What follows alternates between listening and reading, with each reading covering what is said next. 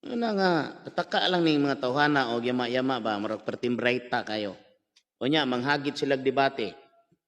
Hagit debate. O nya, di man lagi mo sukol. Wa man ta ni sibog og debate. Wa man mo'y katungo din ha. Kay di man kamoy tag-iya ang inyuhang pagtulunan. Ha? Tuwa may inyong labaw, tuwa santo papa dito, papirmahe sa inyong santo pupoy. Bihagay ta og simbahan. Guwapo kanya kung simbahan, oh. Hutdanay. Ina na ba? Papirmahan na tos presidente ang atong tima, atong ihatag, atong pabuhatan og notary,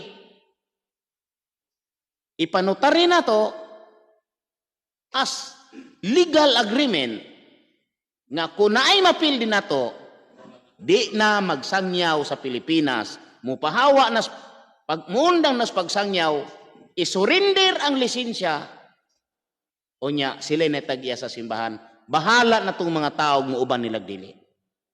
Mao nay debate nga Tinoo, dili tong binurong binugoy. Mao nay among hamo, mao nay among dawat.